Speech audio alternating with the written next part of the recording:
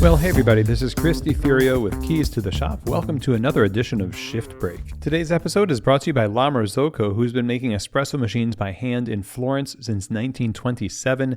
This company is behind some of your favorite pieces of equipment. The heartbeat of your business is the espresso machine, and operators from all over the world for nearly a century now have depended on La Marzocco. I have always loved working on their machines.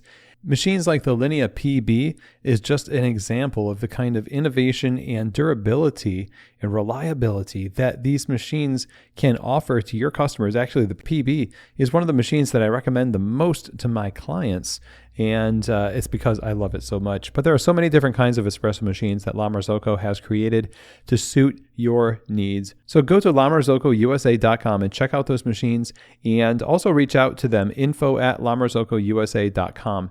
That is where you can get into contact with one of the salespeople that'll help you make the right choice for your cafe. And you should know that La Marzocco is actually on tour. They're having an innovation gallery tour throughout the U.S. right now, visiting cities like Seattle, San Francisco, L.A., Chicago, and New York. Follow them on Instagram at La Marzocco USA, and also go to lamarzocco.usa.com to find out more information. Today's episode is also brought to you by Espressly, who's creating custom branded mobile apps for coffee shops. This is a no-risk model where there's no setup or development fee. You get this beautiful app that is custom branded for your cafe. You're not just a dot on a map with Espressly. It also features a centralized loyalty program for each coffee shop integrated with Square. So it integrates fully with Square. The centralized loyalty program is a huge bonus, and Espressly does not charge a separate fee for having loyalty in the app. And this is what Espressly is all about. They are passionate about making sure that the experience for your customer and you in managing these apps is a hospitable one, is a beautiful one. So go check them out at espressly.co and have them get started on your app today over at espressly.co. Okay, everybody. Well, today I am wanting to talk to you about making it easy for your customers to give you feedback about your coffee. And not just about your coffee, this is also about the experience that they have in your cafe. Now, I want you to understand, and I think maybe if you were honest, you'd understand that it's hard for customers to give feedback sometimes. Maybe there are people that you don't like getting feedback from and you wish it was hard for them to give you feedback. You know, the people that are, rude or spiteful on Yelp. And we tend to lump customers into those categories pretty universally. But there are so many people who love what you do and experience some level of disappointment or confusion around what's happening in the cafe. And the bridge that they have to cross in order to give you that feedback is too long or not accessible, and they don't know how to do it. And so they just kind of hope that it'll get ironed out. Now, the reason I'm talking about this is because I was recently honored to be a featured speaker over with the SoFlo, that's the South Florida coffee community, at an event before Orlando Coffee Fest. I was there with a intimate gathering of people at Han Coffee, which is an amazing coffee bar there in Orlando. And at the end of the Q&A session, somebody who was in the audience for that talk was asking about, as a customer, because this person was a customer. He did not work in coffee. He just loves that coffee shop. He loves coffee shops in general. It's a part of his ritual. And he genuinely wanted to know about how you can give a coffee shop constructive criticism and feedback as a customer. And I think in that question, it was more like without them kind of reacting the way that I think that we are prone to do. And that is to be reactive. We are defensive.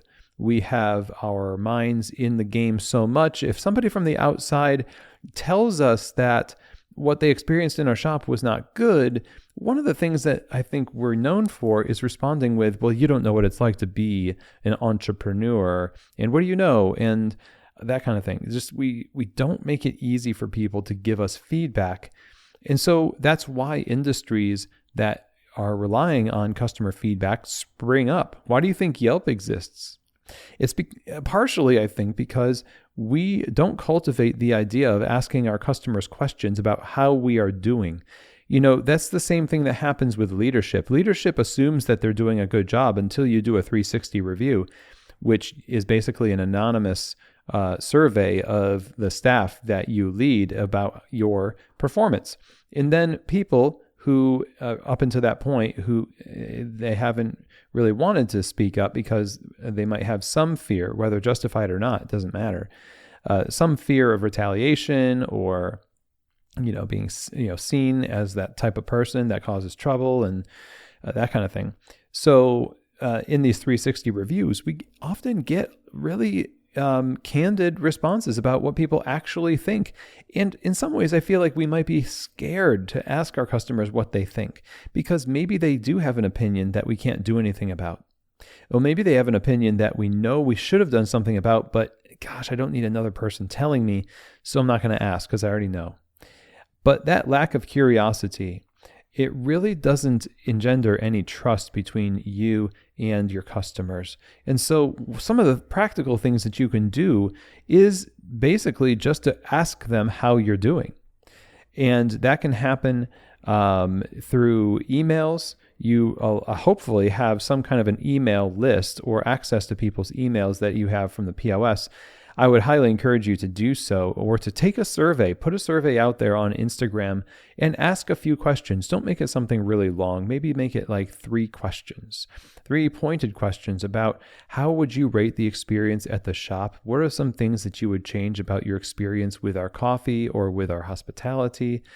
And be brave enough to receive the answers from your community, but also be dedicated enough to the feedback to actually, when you have the opportunity to do something about it, to follow up, follow through, make it right or improve it in some way. We would much rather invent the refinement than we would receive instruction for what we need to refine. It feels like we're in charge then, like we haven't failed. And it's really not about whether you failed or not. I mean, we're all going to drop the ball in some way. We're all getting more skillful in these things. But one of the primary ways you can get more skillful is with feedback. I want people to give me feedback. How am I doing? If I don't know how I'm doing, it'll be like when a barista at the end of the year receives some kind of feedback from their boss that for the whole year they were doing something wrong. And now they're just kind of fed up with it, and I just wanted to bring it up to you. And that barista, I hope, would do what I would do, would just think, well, why didn't you tell me earlier in the year when it first came up?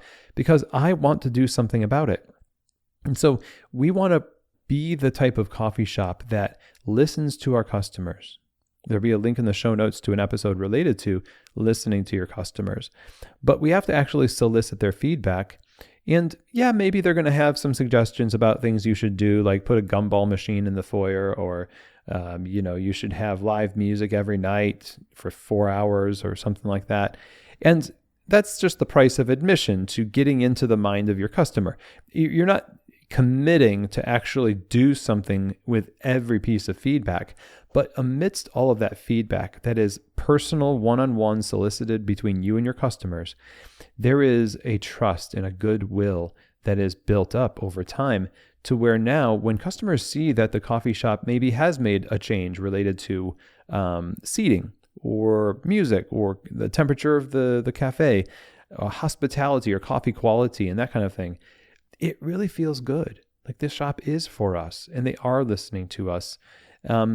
Again, you're looking for the nuggets of information, the gold amongst all of the stones that you might collect in doing this. But that's what we need to be about. Otherwise, what are we really building our businesses for, and who are they for? And truly, we couldn't really complain about low numbers in our cafes. We wish we had more people coming in when we're not regularly trying to tap into the feedback from our customers. So anyone who's out there as a customer too, and this is the answer I gave to this this customer who was asking me at this talk in Orlando. I said, as a customer, I would love it if you would just email the owner, find the email for the company and give them your feedback that you have. Let them know who you are. Let them know that it's in good faith, that you love their place, and that this is the reason why you are reaching out. And not everybody's going to couch their feedback with that kind of affirmational language, but if somebody has taken the time to give you feedback, I think it's up to us to assume good intent, and it's much more productive than assuming ill intent in the process. So that's kind of what I wanted to talk about. However that looks for you, if it's the surveys, if it's the email, or if it's just asking people how their coffee was, paying attention to how they feel about the space and acting upon this kind of information. This is the kind of stuff that coffee shops need to do to stay relevant and connected to their communities well into the future. So I hope that this has been helpful for you today. Thank you, as always, for joining me. Be sure to follow Keys to the Shop on Instagram at Keys to the Shop. Also, subscribe to the show. That helps so much. Share these episodes, and I will see you here next week on another edition of Shift Break from Keys to the Shop.